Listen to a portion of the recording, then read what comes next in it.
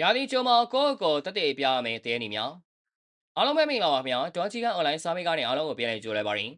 ပရိသတ်တွေစောင့်မျှော်နေကြတဲ့မန်ချက်နိုင်တဲ့ပွဲတွေစီကိုပြန်လည်ရောက်ရှိလာပြန်ပါပြီဒီရက်မှာ United ကရိုစင်မော်အသင်းနဲ့ခြေစမ်းပွဲရှိမှန်ကစားဖို့ရှိနေပြီးကွာမလာလည်းမရှိတော့တာကြောင့်အားလုံးအာရုံစူးစိုက်မှုကိုရရှိတော့မှလည်းဖြစ်ပါတယ်ပထမခြေစမ်းပွဲမှာတော့ကလွဲပြီးလွဲနေခဲ့တဲ့ဂျိုရှာစစီယာအသင်းကနေထွက်ခွာခွင့်အတွက်မီးစိမ်းပြထားပြီးဖြစ်ပါတယ်ဆက်စီအတွက်ခေါ်ယူခြင်းနဲ့အသင်းရှိလောက်သူ့ရဲ့အလားအလာတွေကိုရာသီကျိုးမှာထုတ်ပြနိုင်မှုအရေးကြီးပါတယ် United မှာ300တီကစားနေပေမဲ့အခုထိပွဲ30ပြည့်အောင်မကစားရသေးတဲ့စေယုံအိုဂျီမီစင်မောင်းအနေနဲ့လည်းရာသီသစ်မှာနေရာရဖို့အတွက်သူ့ရဲ့အကြမ်းခိုင်မှုနဲ့စွမ်းဆောင်ရည်ကိုရာသီကျိုးမှာတက်တည်ပြရပါမယ်။လန်နီရိုအတွက်ပထမဦးစားပေးကစားမဖြစ်လာဖို့ရာသီကျိုးခြေစွမ်းကအရေးကြီးတယ်လို့ပြီးခဲ့တဲ့ရာသီမှာပုံစံကောင်းရရှိနေတော့ဒဏ်ရာရရှိသွားတဲ့ Patrick Dorgu အနေနဲ့လည်းအရင်တိုင်းခြေစွမ်းကိုဆက်လက်ထိန်းထားနိုင်သလားဆိုတာပရိသတ်တွေကစောင့်ကြည့်နေကြမှာသိချပါပဲ။ United ကလူငယ်ကစားမတွေကိုနေရာပေးပြီးမြေတောင်မြောက်ပေးရမှာထိုးချွန်တဲ့အသင်းဖြစ်ပါတယ်။ United လူငယ်လေးတွေဖြစ်ကြတဲ့ Harry Arman, Toby Collier နဲ့ Shirley Z တို့နောက်ရာသီမှာပွဲချိန်မနေရရှိခြင်းရာသီကျိုးမှာပုံစံကောင်းတွေချပြနိုင်မှုအရေးကြီးပါတယ်။နောက်ဆုံးတစ်ယောက်ကတော့ JJ Carey ရဲ့ပါ။အသက်15နှစ်ပဲရှိသေးတဲ့ကောင်လေးဟာ